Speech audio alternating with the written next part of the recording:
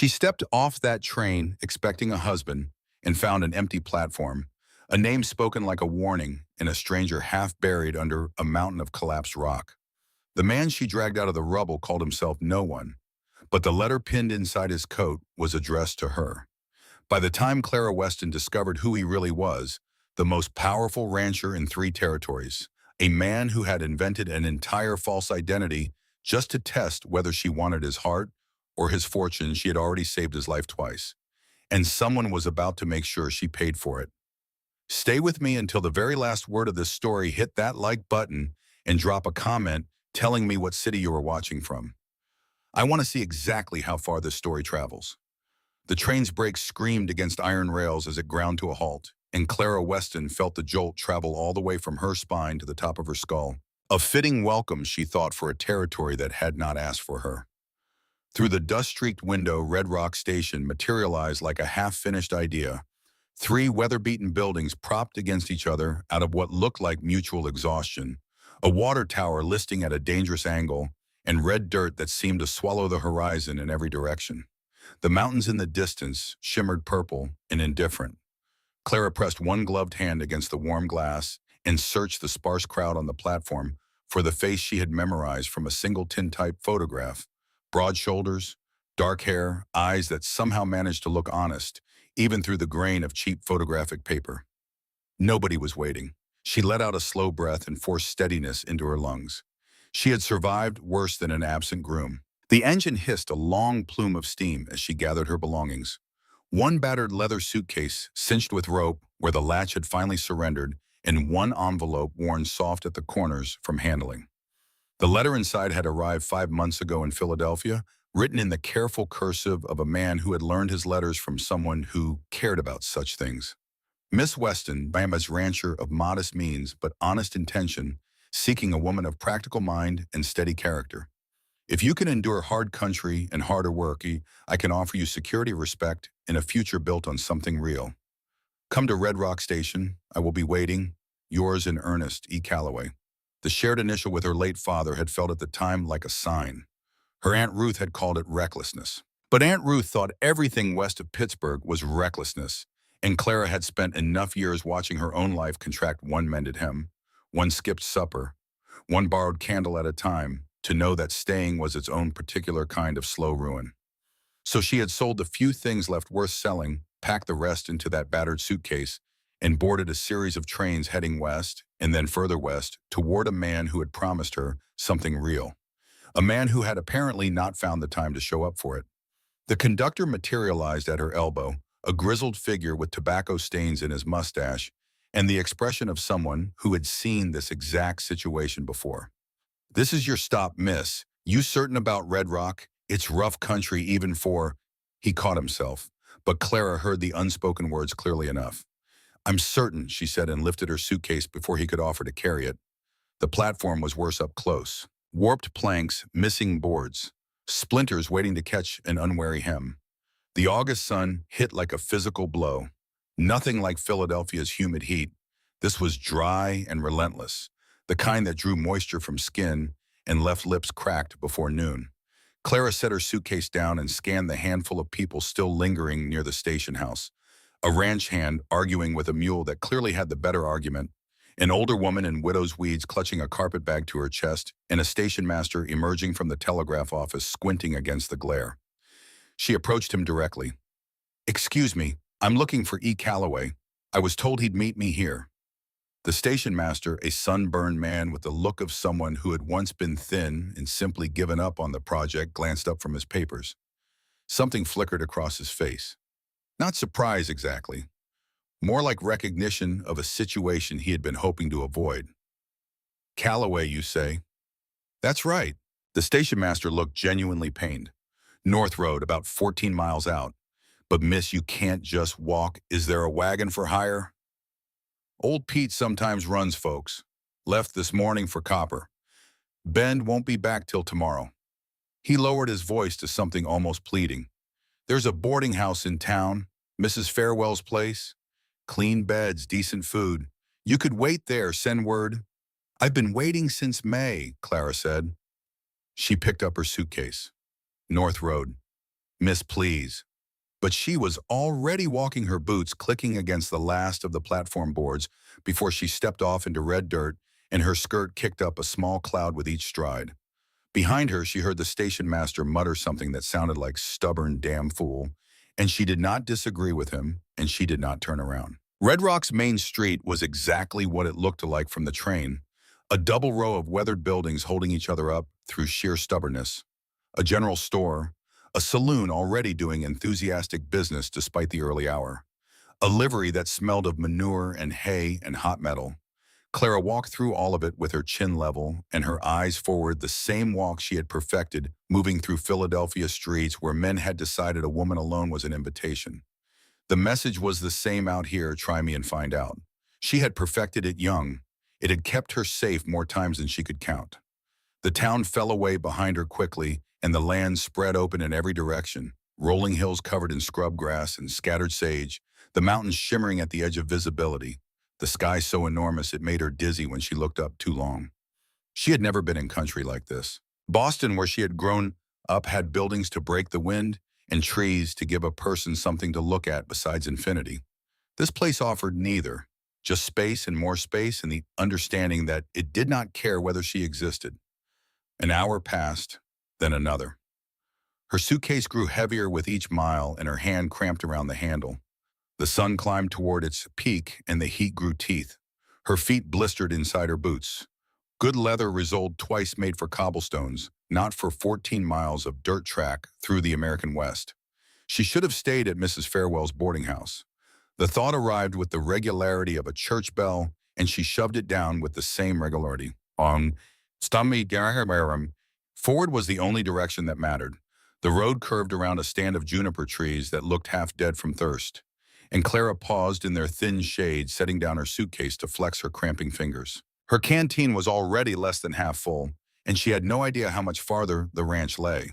The station master had said 14 miles, but he had also said it in the tone of a man who hoped the number alone would be persuasive. Hoofbeats. Her head snapped up.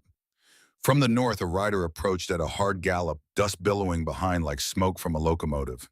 For one wild moment, hope flared. Maybe E. Calloway had been delayed. Maybe he was coming now. But as the horse drew closer, she could see the rider was far too small and far too young, a boy of maybe 13 or 14, with a sunburned face and eyes that were wan and frightened, and scanning the road ahead with desperate urgency. He hauled on the reins so hard his paint horse nearly sat down, and he was shouting before he'd fully stopped. "You seen anyone? A man tall, dark coat, riding a sorrel could be hurt." "No," Clara said. "I haven't seen anyone. What's happened?" "Damn it." The boy wheeled his horse in a tight circle, staring at the empty land around them, like he could will someone into existence through sheer concentration. "Mr. Cade rode out to check the north fence line this morning. Should have been back by noon. We found his hat near Devil's Notch. Blood on the rocks." His voice cracked on the last word, and he was clearly furious at himself for it. "You're sure you haven't seen nothing?" "I'm sorry," Clara said, and mean it. The desperation in his young face tightened something in her chest. "I just arrived on the noon train. I'm looking for the Calloway Ranch." But the boy was already kicking his horse back into a gallop, racing north with the single-minded urgency of someone who could not afford to waste another second. Clara watched him disappear into the heat shimmer and felt the knot of unease settle into her stomach. Blood on the rocks. A missing man named Cade. The desert landscape around her seemed suddenly less indifferent and more actively hostile. She picked up her suitcase and kept walking. The sun had begun its slow descent toward the western hills when Clara finally admitted silently to herself alone, as a matter of strict private policy, that she was lost. The road had forked half a mile back, one branch continuing north, the other veering northwest, and she had chosen poorly. The track beneath her feet had narrowed to something that was more suggestion than Roria Road, winding between sage and loose rock and long shadows. She should turn back, find that fork, take the other branch. Turning back felt like surrender.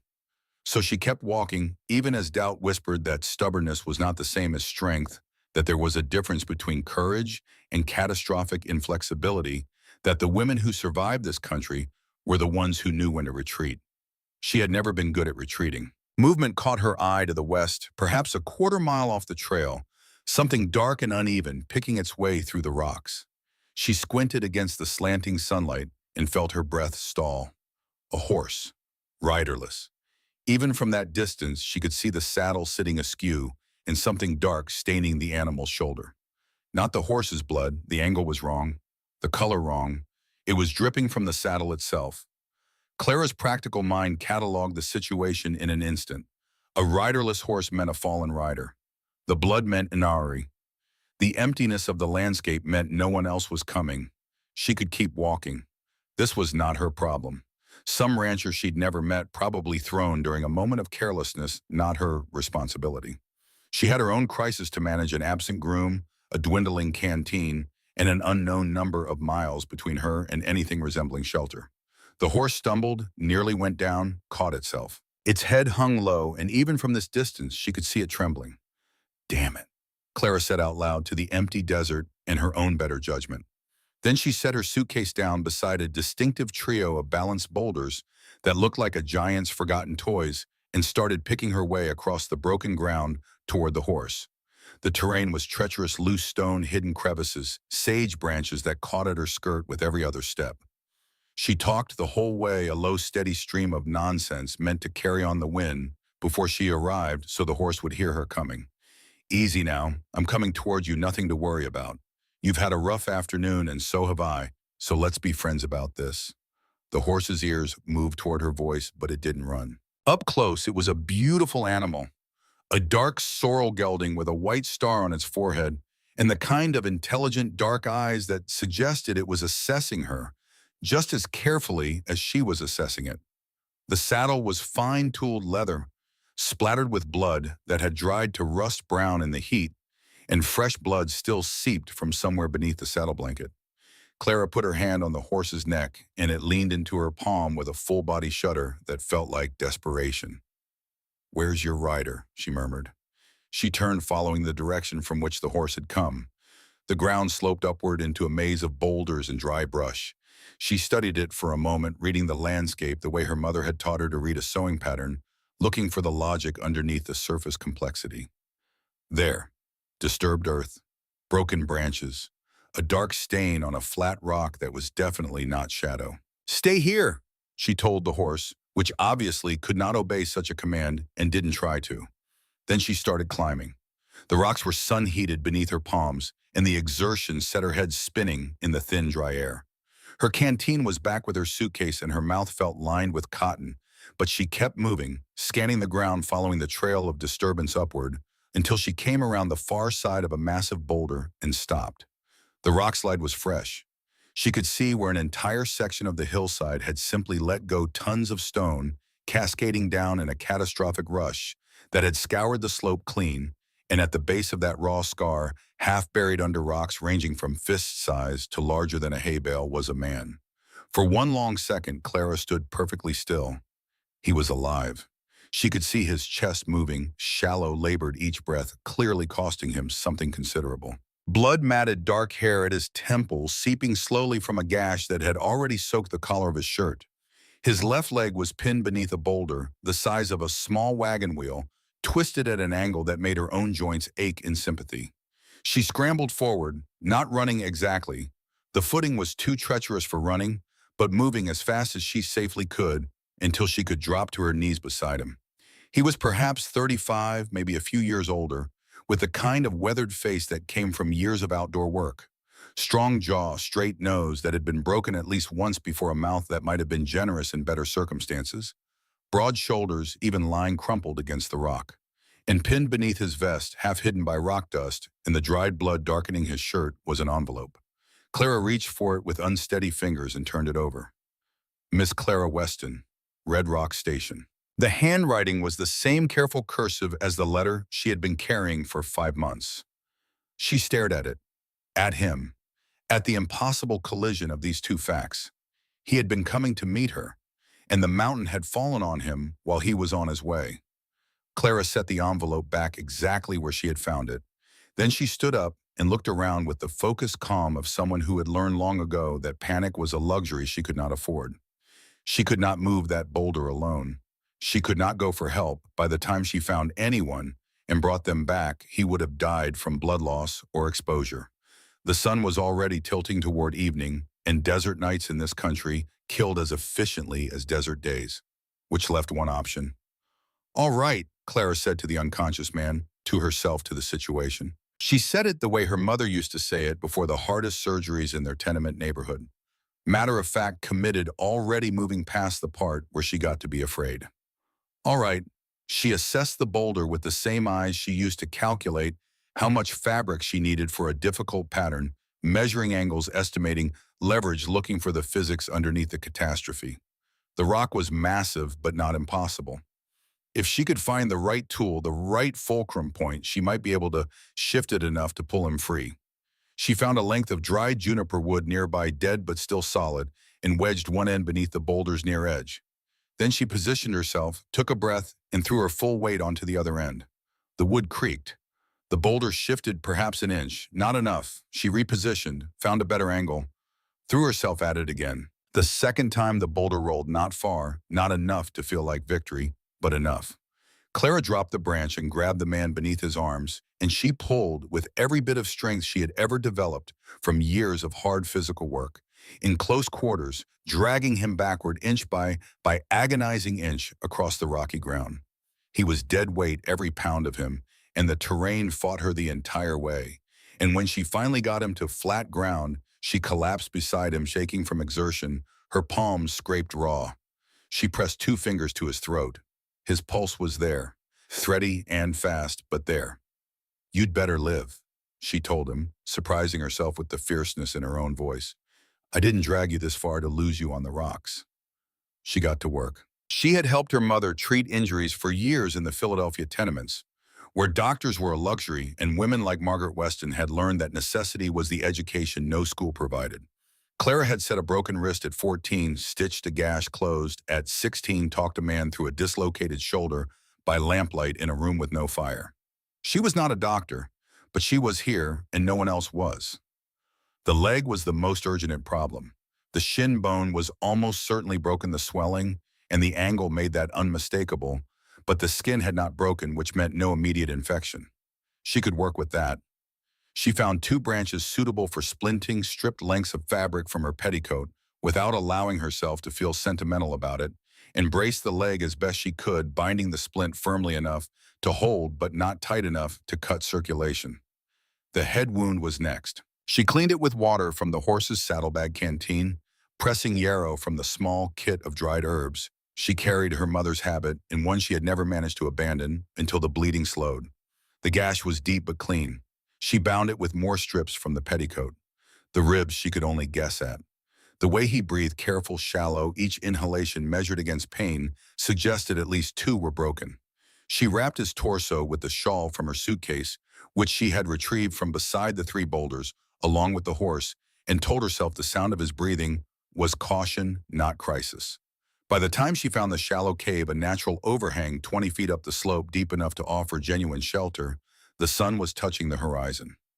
Getting him into it took the last of her strength. She improvised a travois from the saddle blanket and branches, and she pulled him across the broken ground, foot by foot, and when she finally got him inside, she sat down against the cave wall and stayed there for a full 3 minutes, doing nothing at all, which was the most she had allowed herself. Then she built a fire from the wood she'd gathered, small, conserving what little fuel she had. Then she opened her suitcase and took stock. 2 dresses, one practical and one that had been meant for a wedding. Undergarments. Her mother's silver hairbrush, the only thing left from her previous life that had any monetary value. The sewing kit, a book of poetry, spine broken from reading, and at the very bottom, wrapped in cloth, the small bundle of dried herbs her mother had pressed into her hands the day she'd left for the first time as a girl, yarrow, willow bark, comfrey, lavender. Clara unwrapped the bundle and felt something settle in her chest. She worked steadily through the falling dark. She heated water in the tin cup from the horse's saddlebags and used it to clean every wound she could reach. She checked the splint. She listened to his breathing with her ear pressed to his ribs and tried to determine whether the sound underneath was air moving through lungs or something worse. She decided it was air. She chose to believe this. Sometime after midnight, he began to shiver. The desert had turned cold with the suddenness she was beginning to understand Was its particular cruelty 1 hour baking the next freezing with nothing in between. His skin went from fever hot to clammy and then back again, and the shivers that moved through him were violent enough that she had to press her hands against his splinted leg to keep it from being jarred. Shh, Claire said, though he couldn't hear her. She added wood to the fire and moved closer, pressing her own body heat along his side the way her mother had done with feverish children who needed warming. I've got you. Stay still. The fever dreams came around 2 in the morning. He began to speak fragments of words, broken sentences that made no sense in sequence. Something about a fence line, a name repeated several times Holt. Then startlingly clear, she'll be waiting at the station. Can't leave her standing on the platform. Clara's throat tightened. I know, she said quietly. I know, you don't have to go anywhere. He turned toward her voice without waking some animal instinct responding to human warmth, and his hand found her arm and held it with a grip that was surprisingly strong for a man who had been half crushed by a mountain. Don't leave, he murmured. The words were blurred with fever and sleep scraped raw with something that went deeper than delirium. Everyone leaves. Clara stood and moved to the cave entrance and stretched her cramped muscles and looked out at the desert morning. She needed to figure out who he was, how far they were from help, and how to get it. She needed water. She needed to check on the sorrel horse who had stayed through the night with the pragmatic patience of a well-trained animal. She needed, if she was being honest, to think about the letter. She retrieved it from his vest pocket with careful fingers. The envelope was addressed in that familiar handwriting, the same careful cursive that had brought her across the country. She turned it over. The return address read Arcade Stone River Ranch, Red Rock County, not Callaway. She stared at the name for a long moment. Arcade. The boy yesterday had been searching for someone named Cade. The station master's expression when she'd said the name Callaway, not blank but careful, cautious, like a man keeping a secret he'd been instructed to keep. Clara looked at the man sleeping beside her, at the quality of his boots expensive, at the horse's fine tack, at the authoritative stillness of his unconscious face, even battered and bruised as it was the face of someone accustomed to being listened to. Arcade. Stone River Ranch. Who are you? She asked the sleeping stranger quietly into the pale morning air. And what exactly have you gotten me into? He didn't answer. His chest rose and fell with the measured steadiness of someone in deep healing sleep. And outside the cave entrance, the desert morning was performing its daily improbable act of turning brutal country into something that looked in this particular light almost like grace. Clara tucked the letter back into his vest pocket. Then she went to check on the horse and her suitcase and the road that she was going to have to find her way back to, and whatever came next in a story that had already stopped being the one she'd boarded a train to find. Inside the cave, the man called. Cade breathed steadily, and his hand was still warm where it had held her arm through the dark hours of the night, and the letter addressed to Clara Weston lay against his heart like a question that had not yet been answered. The sorrel horse had not wandered far.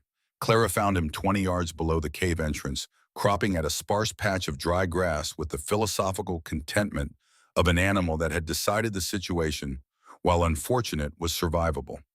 She refilled the canteen from the saddlebag's secondary flask, less than she would have liked, but enough, and gave him water from her cupped palm, which he accepted with the delicate precision of a horse that had been well handled its entire life. Expensive tack, expensive horse. A man who owned things like this did not call himself modest. She climbed back to the cave and found him exactly as she'd left him, breathing steadily in the thin morning light. She sat cross-legged beside the fire's cooling embers and studied his face with the frank assessment she had not allowed herself during the long emergency of the night. He was older than she'd first thought, closer to 40 than 30. She decided the lines at the corners of his eyes and mouth deepened by years of squinting into desert sun rather than by age alone. The jaw was strong, his brow serious even in unconsciousness. The broken nose gave his face an asymmetry that kept it from being simply handsome and made it instead something harder to look away from. She was still looking when his eyes opened.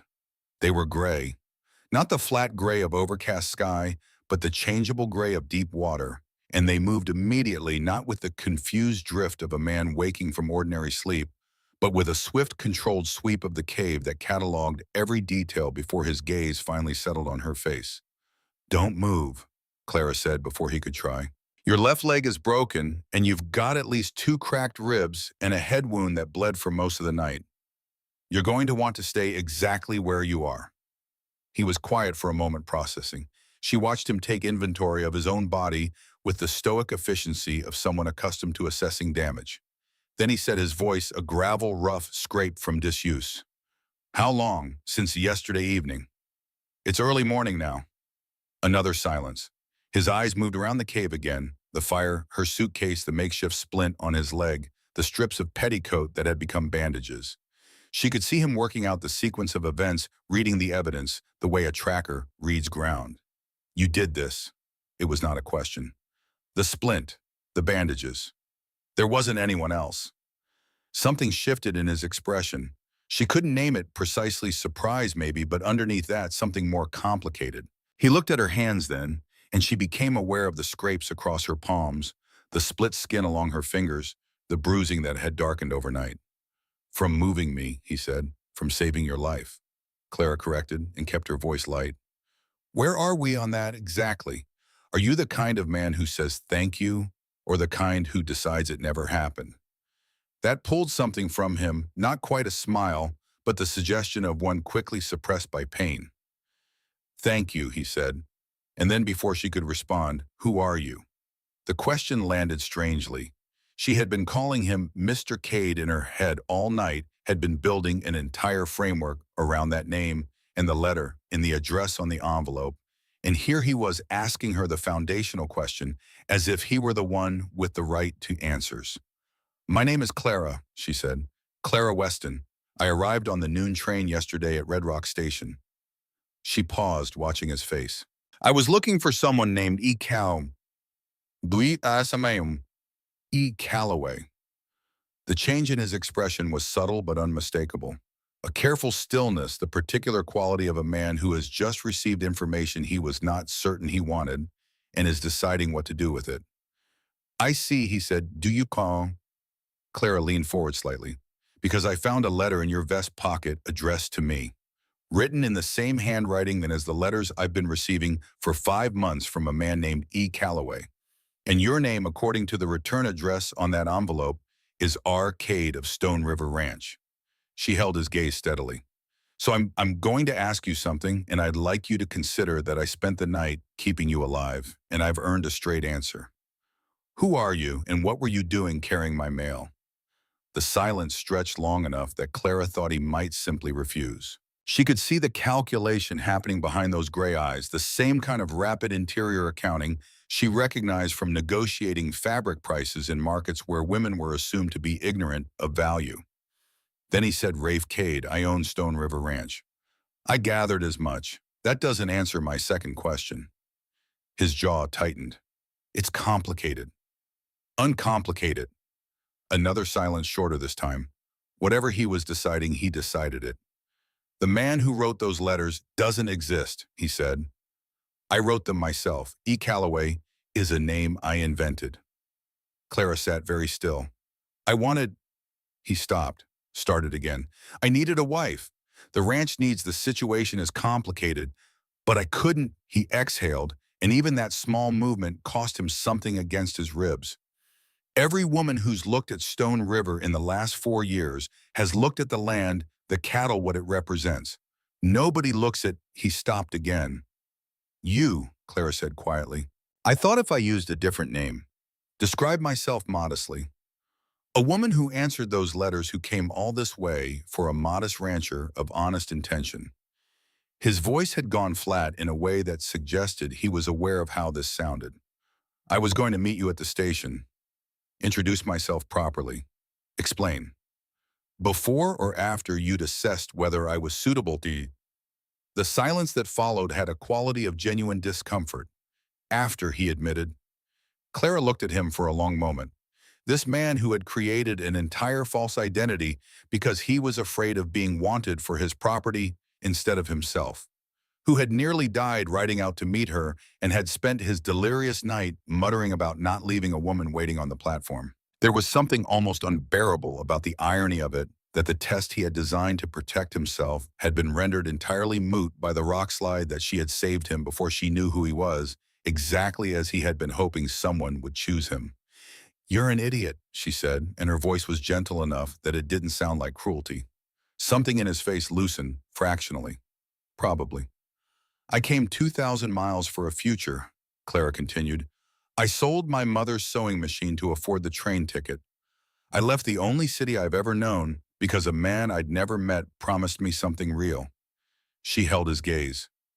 "What I did not come here for was to be an experiment." "I know." The words were quiet and carried actual weight. "Do you need them?" "Yes." He met her eyes without flinching, and what she saw there was not defensiveness or excuses, but the stripped-down, honest discomfort of a man who had been caught being worse than he wanted to be. "What I did was wrong. You deserved honesty from the beginning, and I gave you a fiction. I'm sorry." Clara sat back. The apology was plain and direct, and she believed it, which was both more than she'd expected and more complicated than simple anger would have been. "All right," she said at last. "We can be angry at each other properly when we're not stranded in a cave 14 miles from anywhere. Right now, I need to know, how far are we from Stone River Ranch?" His expression shifted immediately to something more focused. "If I'm reading the terrain right, about 8 miles northeast. There's a creek line that runs through the foothills." He tried to push himself upright, and his face went white with pain. "Don't," Clara said sharply. "I have to. You have a broken leg and cracked ribs and a head wound. You cannot ride 8 miles. You can barely sit up." She put a firm hand on his shoulder and felt him resist for exactly 2 seconds before the pain overruled whatever instinct had told him to push through it. He sank back. "Your men will be looking for you. The boy I passed on the road was already searching. We wait." His jaw worked. "I don't wait well." "I'd never have guessed." Clara removed her hand from his shoulder. "I found a map in your saddlebag. Your men will follow the route you'd have taken to check the fence line. If they're looking properly, they find the horse's tracks, they find the slide, they find us." She met his eyes. "One day, if no one comes by tomorrow evening, I walk to the ranch. You're not walking 8 miles of broken country alone. I walked 14 miles yesterday on bad boots and no water. 8 miles with a map is considerably less dramatic." She pulled her knees up and wrapped her arms around them and looked at him steadily. "We agreed you don't get to tell me no." "We didn't agree to anything. We're agreeing now." Another silence, and this one had a different quality. Not the careful distance of strangers negotiating territory, but something slightly warmer, the friction of two people beginning to calibrate against each other. "One day," Rafe said finally. "One day," Clara confirmed. She rationed the jerky from his saddlebag between them, larger portions to him over his objection, because he needed the protein more, and they settled into the particular enforced proximity of two people stuck somewhere with nothing to do but talk or be silent. For a while they were silent. Clara replenished the fire from the wood she'd stacked near the cave wall, and checked his splint and checked his pupils for the unequal dilation that would indicate something more serious than a concussion. "You know what you're looking for," Rafe said, watching her. "My mother was the closest thing to a doctor our neighborhood had in Philadelphia. I learned by watching and helping." Clara sat back. "She died 3 years ago. After that, it was just me and whatever she taught me." He was quiet for a moment. "What did she teach you?" It was a strange question to ask of a stranger in a cave, and the fact that he asked it instead of something more practical told her something about him that his careful, controlled exterior was designed to conceal. "She taught me that fear is information," Clara said. "Not something to be obeyed, just something to be read. She taught me that a body has more capacity for repair than most people give it credit for. She taught me that the most dangerous thing in any crisis is panic, because panic wastes time, and time is always the resource you have least of." She paused. "She also taught me every herb in that bundle in my suitcase, which is why your head wound isn't infected." Rafe looked at the suitcase, then back at her. "She sounds like someone worth knowing." "She was." Clara kept her voice even. "What about your father?" "You inherited Stone River." The shift in his expression was subtle, but she caught it. "Built it with him, technically. I was 17 when he died. The previous foreman stayed on long enough to teach me what I didn't know, and then I ran it alone." A pause. "Stone River was smaller then, different kind of operation." What changed it? I did. He said it without pride and without false modesty, just as fact. Expanded the grazing leases, bred better cattle, made some decisions the older ranchers thought were foolish and turned out not to be. His mouth shifted. That's when the trouble started in a way. Once Stone River became something worth wanting, everyone started wanting a piece of it, including whoever sent a mail-order bride to a fictional address, including that. He met her eyes. I'm not proud of the method, but you do it again. He considered this with what she was beginning to recognize as his characteristic honesty, the kind of man who did not reach for convenient answers. No, he said finally, I do it honestly. I thought I was protecting myself. I was just being a coward with better vocabulary. Clara almost smiled. That's an unusually accurate self-assessment. I've had all night to sit with it. You were unconscious for most of the night. Then I must have done my self-assessment very efficiently. This time she did smile, and she felt it surprise her, the ease of it, in a cave in the desert, with a man she had no reason to trust, sitting beside a fire she had built herself over the unconscious body of a stranger, and slowly, strangely beginning to find the shape of someone she actually wanted to know. The day passed slowly. The temperature inside the cave climbed as the sun peaked and then slowly declined, and they talked in the fractured, interrupted way of people who keep having to stop because someone needs their splint checked or water refilled or fire tended. Rafe told her about Stone River, not the ledger version, not the impressive statistics a man recites to establish his worth, but the actual texture of it. The way the creek ran red with iron in spring. The particular quality of silence on the North Range at dawn. The 3 horses he'd bred himself that he was proudest of, and exactly why in terms that made it clear the pride was personal rather than financial. Clara told him about Philadelphia, the cramped tenement rooms, the women who ran their households on mathematical precision because the alternative was hunger. The satisfaction of a pattern done right, the meditative quality of careful work with skilled hands. The moment she had read his letter E, Calloway's letter, and felt something in herself that had been held very tight for a very long time slowly, cautiously relax. You wanted to believe it, Rafe said. It was not an accusation. I wanted what it promised, Clara said carefully. Something real, something built. She glanced at him sideways. I'm still not convinced that part was a lie, even if the name was. He was quiet for a moment. It wasn't, he said finally. Everything in those letters, the kind of woman I was looking for, what I wanted to build, that was all true. Just written under a false name. Just written under a false name. Clara looked out the cave entrance at the long shadows of late afternoon crossing the desert floor.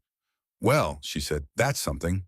The second night came with the same abrupt cold, and this time Clara was prepared. She built the fire higher and kept it fed, and when Rafe's fever spiked again near midnight, less severe than the night before, but still enough to set him shivering, she moved closer without making a production of it and let her warmth supplement the fires. He was aware this time.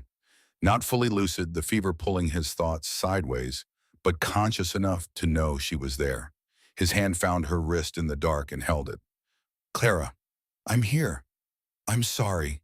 His voice was rough and low, and she was not certain whether he was apologizing for the letter, or for the fever, or for something larger and less specific, the general condition of being a man who had reached for something real through a method that was not. I'm sorry for all of it. I know, she said. You should have kept walking. Yesterday. On the road. Probably. Why didn't you? Clara thought about the answer honestly, the way the dark made honest thinking easier. Because you needed help, and I had hands, she said at last. Because my mother spent her whole life walking toward the thing that needed doing instead of away from it, and I suppose that's the best thing she left me. A pause.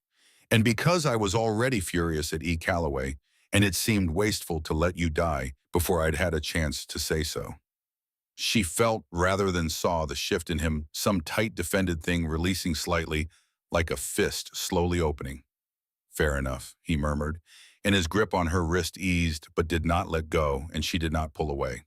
He fell into genuine sleep sometime in the small hours, and Clara sat awake beside him watching the fire burn down and listening to the desert night conduct its strange, lonesome orchestra of wind and creatures in the vast quiet underneath everything. She thought about the woman who had boarded that train in Philadelphia with a rope-cinched suitcase and a worn letter and a set of requirements so modest they had seemed almost humble.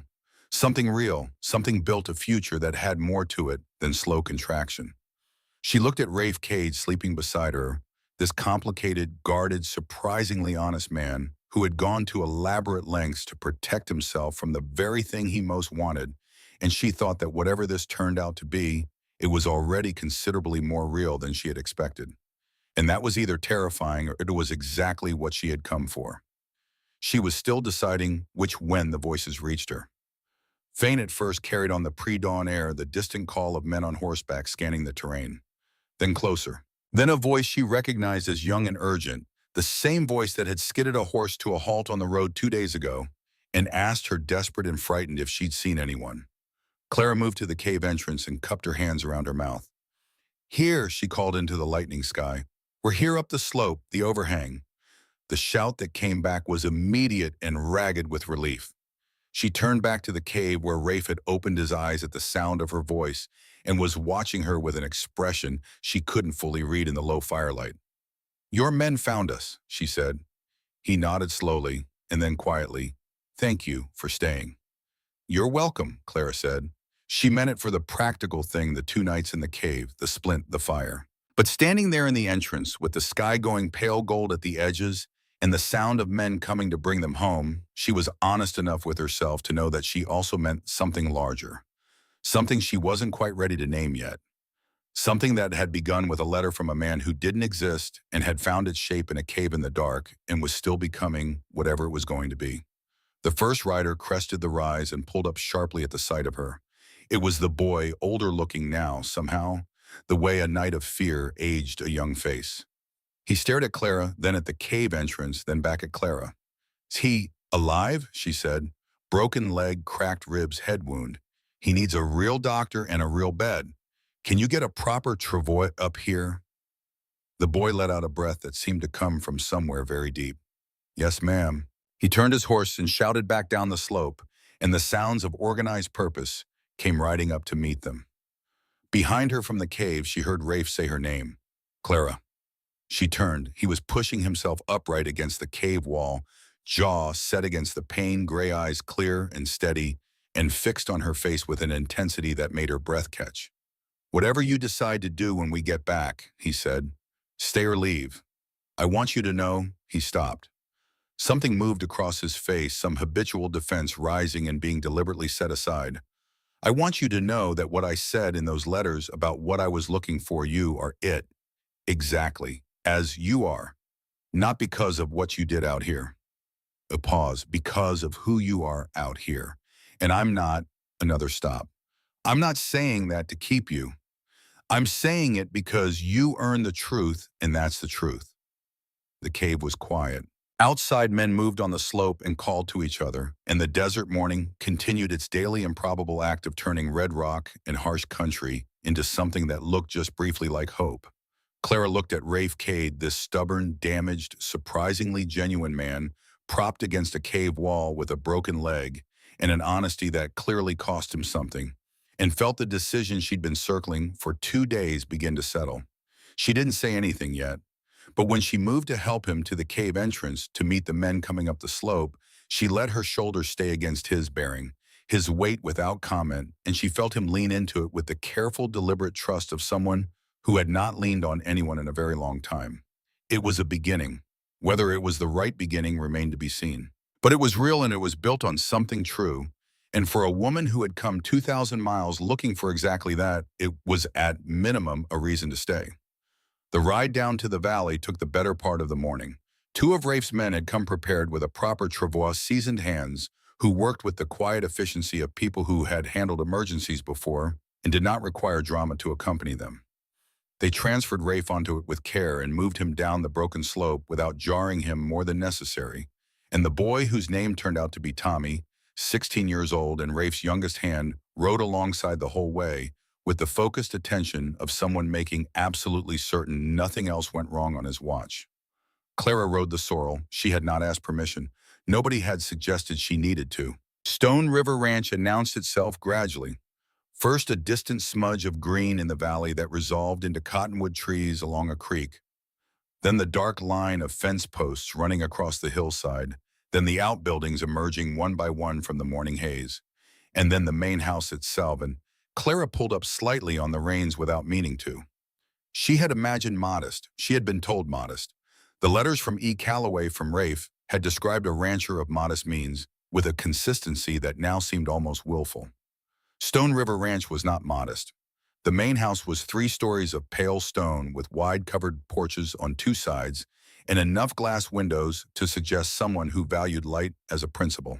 Behind it spread barns and outbuildings and corrals that together constituted a small town of working infrastructure, and the land beyond that simply went on hills and pasture and the glint of the creek through the cottonwoods until it met the mountains. This was what he had been afraid to show her. This was what everyone saw instead of him. Standing in the stirrups looking at it, Clara understood the logic of the letters in a way she hadn't fully before. Not excused it, but understood it.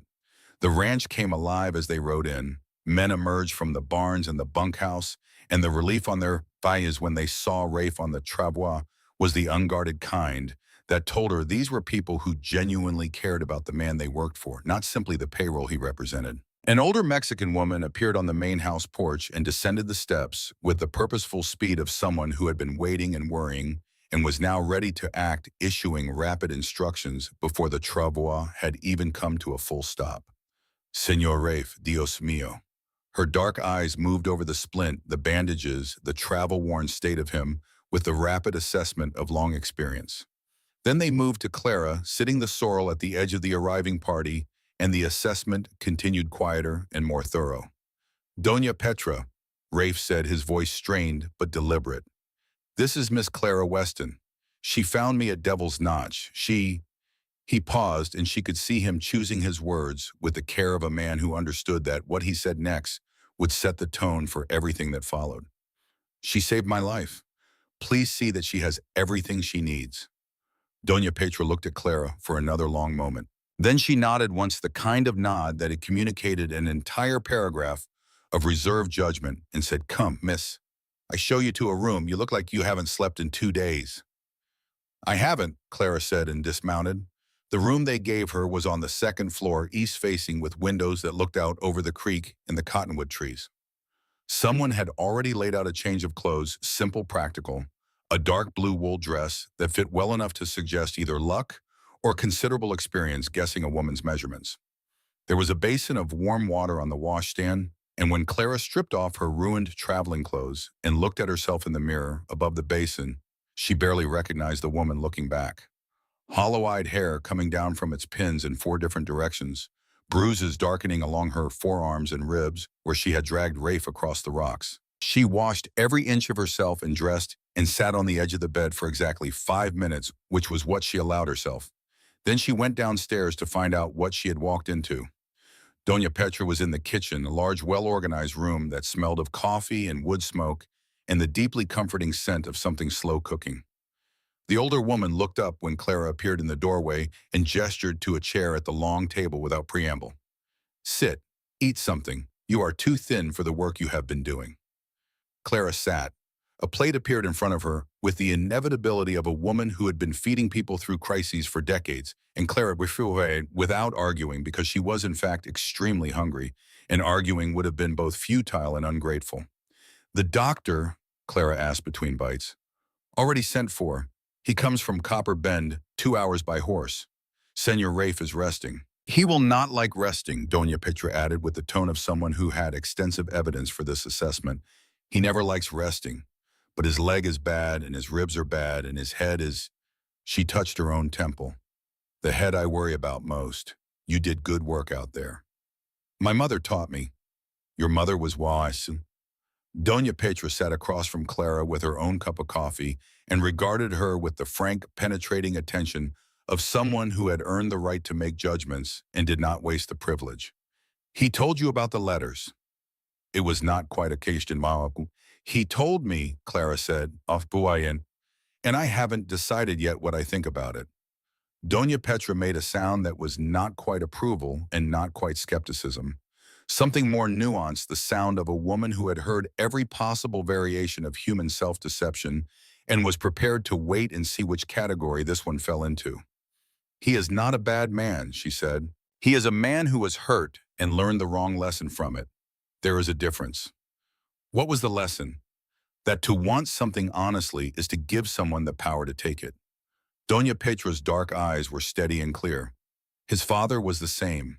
Men like that, they build walls and call them self-sufficiency and then wonder why they are lonely. She shrugged a small economical gesture. But sometimes a wall meets something it cannot stop, sometimes. She stood. "There is a woman you should know about before you meet her. Her name is Vivienne Holt." Clara set down her fork. "Holt," she said. The name from Rafe's fever dreams repeated in that broken, careful voice. "Holt. She believes she is going to marry him," Doña Petra said, and her tone carried the flat certainty of a woman delivering a weather report. "She has believed this for 3 years. Her father owns the Holt Land Company. They hold the water rights to the eastern grazing land and 2 of the 3 banknotes on Stone River's expansion. Vivian Holt has told every person in this county that she and Rafe Cade have an understanding." She paused. "He has told her more than once that they do not. She hears what she decides to hear. And now I'm here. And now you are here." Doña Petra picked up the coffee pot and refilled Clara's cup with the calm of a woman who had already done her worrying and arrived at acceptance. "She will come. She always comes when there is something to protect. And she will be Another small pause, choosing words. "She will be what she is, which is a woman who has never been told no and has decided this means she never will be." Doña Petra met Clara's eyes. "I am warning you not to frighten you. I am warning you so that you are not surprised. There is a difference between those things too." Clara thought about this. "Thank you," she said. Doña Petra nodded once. "Eat the rest of your breakfast."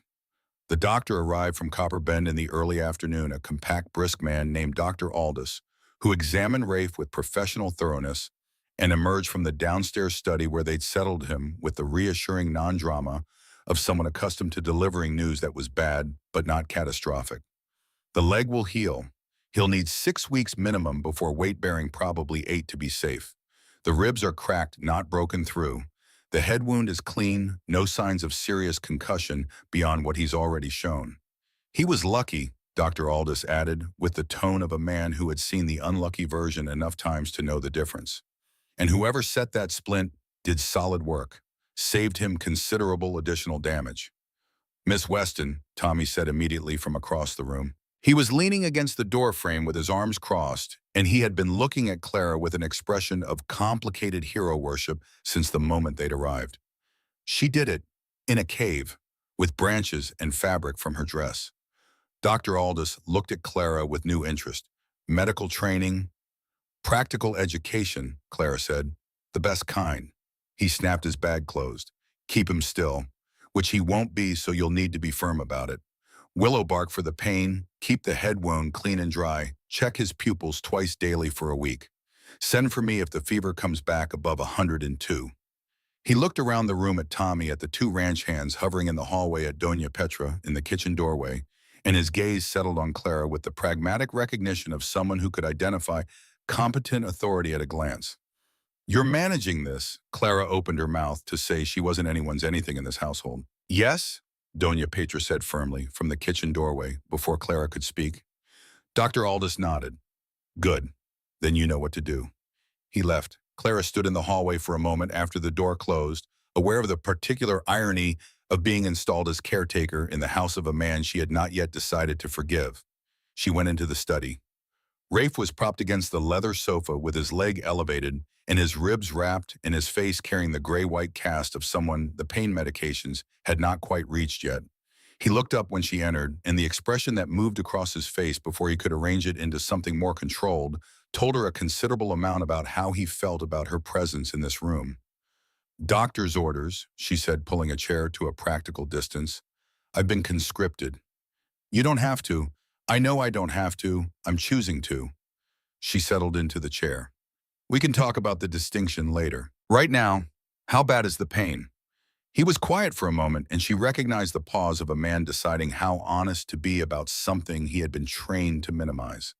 Significant, he said finally. That's more honest than I expected. Here. She had brought willow bark tea from the kitchen, and she set it on the low table within his reach. Drink it. It won't fix significant, but it will take the edge off. He reached for it, and she noticed that he moved with the deliberate economy of someone navigating around multiple competing sources of pain and had gotten good at the navigation. Doña Petra told you about Vivian Holt, he said. It was not a question. She mentioned her. How much? Enough to understand the situation. Rafe looked at the far wall. What she told you is accurate. Vivian has decided we are engaged. I have told her we are not. She has interpreted this as modesty. His mouth compressed. Her father holds 2 of my banknotes. I cannot afford to make the Holts an open enemy, which means I have been. He stopped. Managing it quietly, Clara said. Managing it quietly, which Vivian has interpreted as tacit agreement. He looked back at her. I need you to understand this before she comes, because she will come and she will, and another stop. She will use whatever she finds to protect what she considers hers, including me, especially you. Clara considered this. What exactly are you asking me? Nothing. His voice was flat with the particular conviction of a man making a point. I'm not asking you for anything. I'm warning you because you deserve to know what you've stepped into, and because the last woman who got caught between Vivian Holt's plans and reality. He paused. The school teacher who used to teach the ranch children, kind woman, good at her work. I had dinner with her twice at community gatherings. Friendly conversation, nothing more. Within 6 weeks, her schoolhouse burned down, and there were rumors she'd been stealing from families. She left on the first stage. His eyes met Clara's. I have no proof Vivian was behind it, but I have no doubt either. The room was very quiet. I see, Clara said. I'm telling you so you can make an informed choice. If you want to leave, if you want to take what I owe you for the letters and the false pretenses and go somewhere that isn't complicated, I will arrange it. Money enough to start somewhere new. References, whatever you need. He held her gaze steadily, and she could see it cost him something to say it. You don't owe me anything, Clara. The opposite, in fact. She looked at him for a long moment. This man who had lied to her in writing and then nearly died trying to meet her, who had spent 2 days in a cave dismantling his own defenses piece by piece because pain had stripped away his capacity for pretense, who was now laying out her exit with honest clarity because he had decided she deserved honesty more than he needed her to stay. What's your plan? She asked. For the Holts, for the banknotes. He blinked. What? You're in a financially precarious position. The Holts hold notes against your expansion. Vivian is making implicit threats. You've been managing it quietly, which clearly isn't working. Clara crossed her arms. What's your actual plan? A silence different from the ones before. He was recalibrating. She could see it revising the conversation he had expected to have. I've been working on refinancing, he said slowly. There's a land bank in Denver that's been expanding west. If I can secure a loan at reasonable terms, I can retire the Holt notes and remove their leverage. But it requires a strong financial presentation, and I've been. He gestured at his immobilized leg. I was going to ride to Denver next month. You're not riding to Denver next month. No. Could the presentation be prepared here? Documents, accounts, correspondence. He studied her. Theoretically? Then we prepare it. Clara uncrossed her arms and leaned forward. I have a good head for numbers. My mother kept accounts for half the businesses on our street because nobody else could make the arithmetic come out right. If you can tell me what the presentation needs to show, I can help you build it. She met his eyes. Not as your mail order arrangement, not as E. Calloway's promise, as a practical matter between 2 people who are currently stuck with each other and might as well be useful about it. Rafe was quiet for a long moment. Something was moving through his expression that she couldn't quite name. Not surprise exactly, though there was some of that. Something more like a man who has been carrying something heavy alone there for a very long time and has just been offered a hand. You do that, he said, not a question. More like a man checking whether he had heard correctly. I'm already here, Clara said. I might as well do something with the time. The corner of his mouth shifted. Not quite a smile, too much pain and too much pride in the way for a full smile, but the suggestion of one. You're not what I expected. No, Clara agreed. You're not what I expected either. She stood and moved to the desk where his ledgers were stacked and began methodically going through them, and did not notice for several minutes that he had stopped looking at the accounts and was simply watching her with the careful, wondering attention of a man who has stopped expecting something and found it anyway. Vivian Holt arrived the following afternoon. Clara heard the carriage before she saw it, wheels on gravel, the particular clean-edge sound of expensive tack, and looked out the study window to see a woman descending from a polished, black carriage with the practiced grace of someone who had been performing arrivals her entire life. Pale yellow dress, perfectly arranged, not a hair displaced by the hour's travel. Young 26 or 27, and undeniably beautiful in the cool, symmetrical way of women who had never had to be anything else. She looked up at the house as she descended, and even from the second-floor window, Clara felt the force of that survey. The blue eyes moved over the facade with the calm proprietary assessment of someone taking inventory of what was already theirs. Then those eyes moved to the window where Clara stood. Clara did not step back. Vivian Holt's expression did not change. But something behind the eyes did a shift from inventory to calculation, swift and complete. Doña Petra's voice drifted up from the entrance hall below, politely immovable. Miss Holt, Mr. Cade is resting. He is not receiving visitors today. He'll receive me. The voice was warm and certain, the voice of a woman who had never found a door that stayed closed to her. We're practically family, Petra, you know that. I know no such thing, miss. A pause. Is there someone else in the house? Another pause longer. Miss Weston is assisting with Mr. Cade's recovery. Miss Weston. The name was tasted, turned over, assessed. And who is Miss Weston? Clara set down the ledger she'd been reviewing and went downstairs. She heard the sharp intake of breath when she appeared at the top of the staircase, not from Vivian, whose composure did not crack, but from the young maid hovering near the door, who clearly recognized the particular, specific danger of this moment. Clara came down the stairs at an unhurried pace and stopped 2 steps from the bottom, which put her at approximately eye level with Vivian Holt. Miss Holt, she said, I'm Clara Weston. Mr. Cade is resting. Can I help you with something? Vivian looked at her with the blue-eyed, pleasant-faced assessment of a woman who had spent years perfecting the art of the cutting appraisal that could not technically be called rude. The traveling dress, the capable, hands, the direct gaze, all of it cataloged and filed. How interesting, Vivian said warmly. And how did you come to be here, Miss Weston? I arrived a few days ago. Rafe was injured on the North Range, and I assisted with his care. Rafe, the name used so familiarly, landed like a small stone in still water. Mr. Cade, Clara amended without inflection. Vivian's smile did not waver. Of course. Well, I'm sure he's very grateful for your help. I'll just go in and check on him. We've been close since childhood, you understand, so I'm sure he'd want... He's asked not to be disturbed today, Clara said. I can let him know you called. The pleasant expression remained perfectly intact, but behind it Clara could see the recalculation happening. This was a woman who was very good at understanding when something was a problem and who was equally good at not showing that she understood. Of course, Vivian said sweetly. Please do tell him I came. And tell him... The blue eyes held Clara's with a warmth that went no deeper than paint. Tell him Vivian is thinking of him and that she'll be back very soon. She turned and walked back to her carriage with the serene, unhurried ease of a woman who had all the time in the world. At the carriage door she paused and looked back at Clara, still standing on the step, and the smile she offered was beautiful and precise and made the fine hair on Clara's arms stand up. It was lovely to meet you, Miss Weston, Vivian Holt said. I'm sure we'll be seeing a great deal of each other. The carriage rolled away down the drive. Doña Petra appeared at Clara's shoulder. And so it begins, she said quietly. What should I have done differently?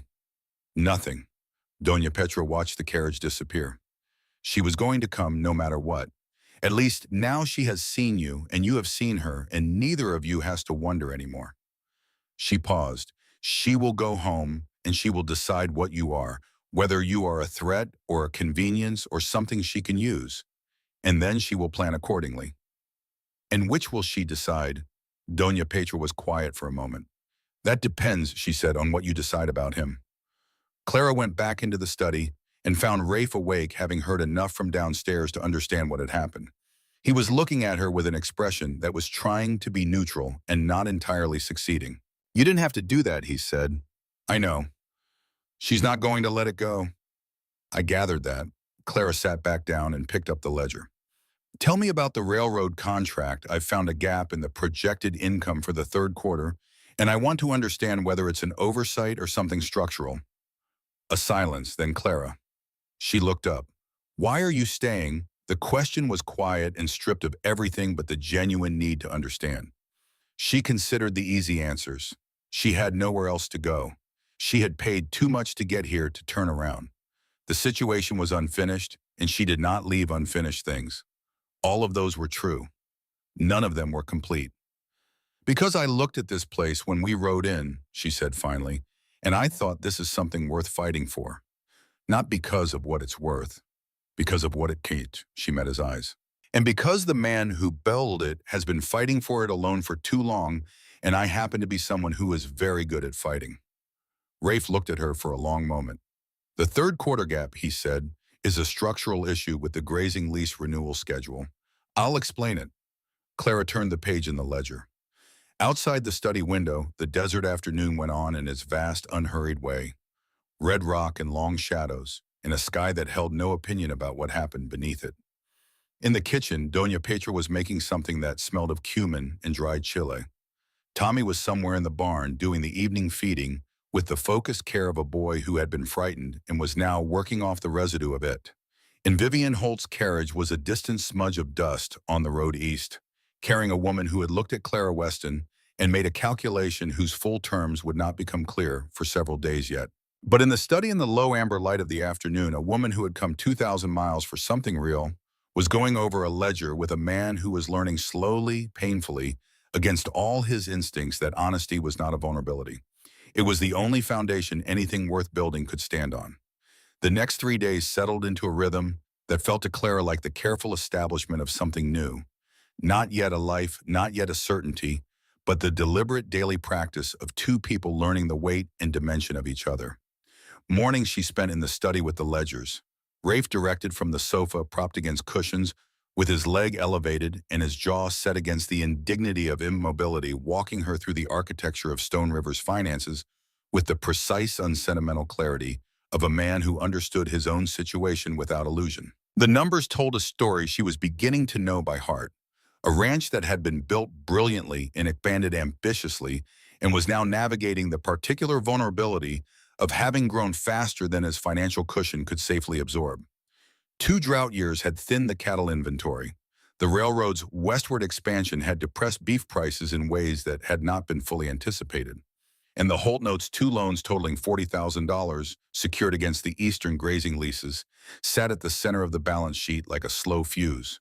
"You knew when you took the loans," Clara said on the second morning. "Not as an accusation. I knew the Holts were a risk," Rafe said. "I calculated it was a manageable risk. I was wrong about the timeline." He looked at the ceiling. "Reginald Holt has been patient. Too patient. Men like that are only patient when they're waiting for something specific. He's waiting for you to need him. He's waiting for me to need him badly enough that I'll accept his terms, which are a merger, Stone River absorbed into Holt Land Company. I stay on as ranch manager, my own land, my own cattle, a salary." The word salary came out with a particular flatness that communicated everything about how that prospect felt to him. "And Vivian gets what she's been telling people she already has." Clara set down her pen.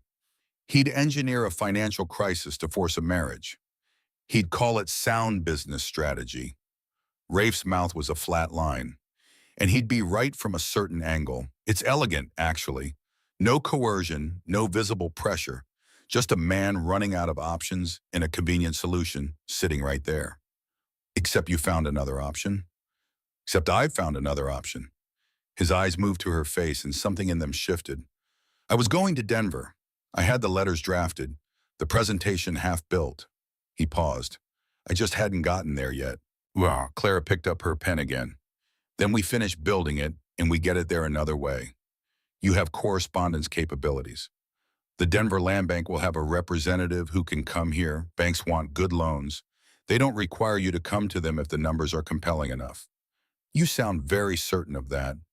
I spent 3 years watching my mother negotiate with creditors on behalf of people who had nothing but the logic of their situation. Clara said, logic works. You just have to present it clearly enough that the other person can't pretend not to understand it. Rafe watched her write for a moment. Where did you learn to think like that? Like what? Like structurally, like someone who sees the underlying pattern in things. Clara glanced up. My mother used to say that everything is a system. Tenement buildings, human bodies, markets, marriages. Once you understand the system, you can find the pressure points. She returned to the page. You're acting like someone who's staying. I'm acting like someone who needs to understand a situation before she makes a decision about it. She looked at him. How long have you worked here? 4 years, since I was 12. He said it with the faint pride of someone who had started young and considered this a credential. Mr. Cade hired me after my father died. Needed someone to help with the horses. He paused. He didn't need help with the horses. He just knew we needed the money. Clara kept her eyes on the fence line they were walking. Does he do that often? Find reasons to hire people who need the work. More than he'd want you to know. Tommy's voice carried a complicated affection. He acts like everything's just business. But Doña Petra's nephew works the south barn even though his back means he can't do heavy lifting.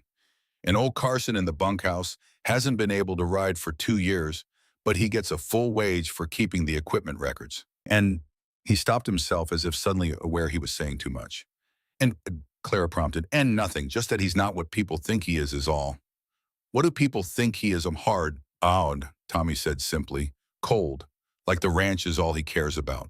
Like he shrugged with the eloquent difficulty of a 16-year-old trying to articulate something that required more emotional vocabulary than he'd had time to develop.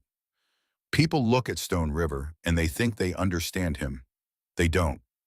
Clara thought about the letters, about a man who had written careful, honest words about what he wanted under a name that wasn't his because he was so certain that the truth of who he was would be invisible behind the fact of what he owned. No, she agreed. I don't think they do. It was on the third afternoon that Vivian Holt came back. This time she did not arrive alone. There were 2 women with her friends or satellites. It was difficult to tell the difference, and the 3 of them descended from the carriage with the coordinated ease of a social maneuver that had been planned rather than spontaneous. They wore afternoon visiting clothes and carried the particular charged brightness of women who had prepared for something. Clara was in the kitchen with Doña Petra when she heard the carriage. She looked up. Doña Petra looked at her. A full conversation occurred in the silence. I'll go, Clara said. I'll be right here, Doña Petra said, which meant something specific and reassuring. Clara smoothed her borrowed dress and went to the entrance hall. Vivian came through the front door with the assurance of a woman who had come through it many times before, and she brought with her a careful warmth that filled the hallway like expensive perfume present everywhere, belonging to no one in particular. Miss Weston, she said, how lovely. I brought some of the ladies from town. We always call them the sick. It's just what we do out here. Community, you know? She turned to include the 2 women behind her with a gesture that managed to be both welcoming and demonstrating. This is Frances Albright and Charlotte Reed. Ladies, this is... A small pause precisely waited. Miss Weston, she's been helping tend to Rafe while he recovers. How kind, said Frances Albright, who had the manner of someone who had learned kindness as a diplomatic skill. Terribly kind, agreed Charlotte Reed. Mr. Cade is resting, Clara said. Oh, we won't disturb him, Vivian said smoothly. We just thought we'd sit with you a while. It must be lonely being so far from home. She looked at Clara with the warm, luminous concern of someone performing care for an audience. Where did you say you were from? I didn't. Philadelphia, wasn't it? Doña Petra mentioned it. Vivian settled herself in the front parlor with the naturalness of a woman settling into her own furniture. Such a long way to come, and all by yourself. You must be very brave. The word brave carried a faint, barely perceptible overtone, or perhaps Clara was imagining it. How did you and Rafe come to know each other? Through correspondence, Clara Torrance said. The pause was almost imperceptible. How interesting. Rafe never mentioned corresponding with anyone. Vivian looked at Clara with pleasant curiosity that had steel underneath it. Were you acquainted with someone on the ranch, one of the hands perhaps? No. Then how well? We corresponded directly, Clara said. He wrote to me in Philadelphia. I came out to meet him. She held Vivian's gaze without aggression and without retreat, which she could see was not the response that had been anticipated. Frances Albright had gone very still. Charlotte Reed was studying the pattern on the parlor rug. I see, Vivian said. The warmth had gone out of her voice. What remained was more honest and considerably less pleasant. He created some fiction and brought you out here while I... She stopped, started again. While we have an understanding. He told me you don't. He told you what he tells everyone. Something flickered across Vivian's face, and for just a moment Clara saw it, the genuine pain underneath the strategy. This was not simply a woman pursuing a property. This was a woman who had decided years ago that this particular man was hers, had built her entire sense of the future around that decision, and was watching it be contradicted by reality with the specific anguish of someone whose map no longer matched the territory. It did not make her less dangerous, but it made her more comprehensible. Vivian, Clara said and kept her voice even. Whatever you believed about the situation between you and Rafe, whatever you thought was understood, he didn't send for me as a way to hurt you. He sent for me because he's been alone for a long time and he made a clumsy, dishonest attempt to change that. She paused. I'm angry about the dishonesty. You don't need to convince me of that. But the situation between him and me has nothing to do with you. It never did. It has everything to do with me. The words came out sharp and raw. This ranch, everything he's built, I have been part of it. My family's money is in this ground. My father has waited patiently for... Your father has waited for leverage, Clara said. There's a difference, Assam. The silence that followed was the dangerous kind. Vivian stood. Her composure was back, fully assembled, every piece exactly where it belonged.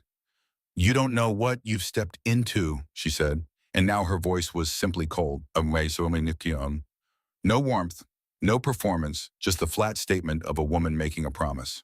You think because you pulled him out from under a rock slide that you understand something about this place and these people. You don't. You've been here 4 days. I know, Clara said. I know exactly how much I don't know. Then you know enough to be afraid. I know enough to be careful, Clara said. That's different. Vivian looked at her for one more moment. Then she turned to her companions with the smooth social pivot of a woman who had ended a conversation she had not finished and said something light and inconsequential about the hour and the drive back. And within 2 minutes, the 3 women were in their carriage, and the carriage was moving down the drive, and the afternoon was very quiet. Doña Petra appeared in the parlor doorway. That went about as expected, she said. Did it? You're still standing. Last time someone stood up to Vivian Holt in this house, she paused. Actually, no one ever has, in this house. She looked at Clara with an expression that was the closest thing to approval Clara had yet seen on her face. You should tell him what she said, about her father and the leverage. He needs to understand it is moving faster than he thinks. Clara went to the study. Rafe was awake, which was not supposed to be the case at this hour, which meant he had heard enough through the walls to make sleeping impossible. He looked at her when she came in with the expression of a man who was trying to read the outcome from her face. She threatened you, he said. She informed me of the situation. Clara sat. Rafe, how long before the Holt notes come due? A beat. 9 months. And if you can't refinance before then, they have the right to demand full payment or seize the eastern leases. His jaw tightened, which would cut our grazing capacity by 1/3. We couldn't maintain the current herd size. We'd have to sell off cattle at a loss, which would put you exactly where Reginald Holt wants you. Clara pulled the draft presentation from the stack of papers she'd been building all week. Then we don't have 9 months. We have 6. We get the Denver Bank's representative out here. We show them this. She set the document on the table between them. And we close the refinancing before the Holts can move. Rafe looked at the document, then at her. You finished it. The draft. You need to review the cattle valuation figures I estimated conservatively, but you'll know better than I do. She held his gaze. Rafe, will you trust me with this? The question was larger than the paperwork, and they both knew it. He looked at her for a long moment. This man who had built walls and called them self-sufficiency, who had invented a name and an identity rather than risk being seen clearly and found insufficient, who had spent 2 days in a cave learning that the thing he had been most afraid of was the only thing that had ever come close to saving him. Yes, he said, and then more quietly, I think I've trusted you since the cave. I just didn't have the honesty to say it. Clara nodded once. Then let's get to work. You sound like someone who's done this before. I've watched people fight for what they had with the only weapon available, which was the truth of their situation clearly stated. She gathered the papers into order. It works more often than people think. Most of the time people lose, not because their situation is genuinely hopeless, but because they let fear make the presentation for them instead of the facts. Rafe was quiet, watching her organize the pages. What are you afraid of? He asked. The question caught her off guard. She looked up. Honestly, he said, and the word had the weight of someone who had decided to stop operating on anything else. Clara thought about it. The real answer, not the safe one. I'm afraid of choosing wrong, she said at last. I'm afraid of crossing 2,000 miles and building something new, only to find I've made the same mistake as before, trusting the version of something that was shown to me instead of the thing itself. With that same stripped quality, the particular sound of someone saying a word they mean past the point of pretending they don't. I want that. He stopped. Tried again. I want you to stay, not as an arrangement, not as a practical matter. I want you to stay because his jaw worked. Because you are the first person in longer than I can honestly remember who has made me feel like myself instead of the ranch. And I know I have no right to ask that of you.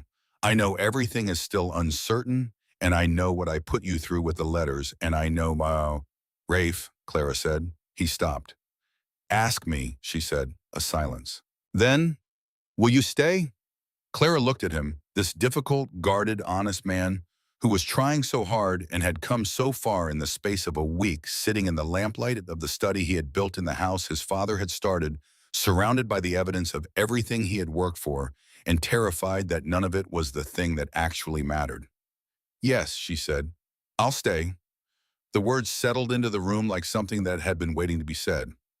Outside, the desert night had gone fully dark, and the stars over Stone River were the extravagant western kind, the kind that had no competition from city lights, and took the opportunity seriously.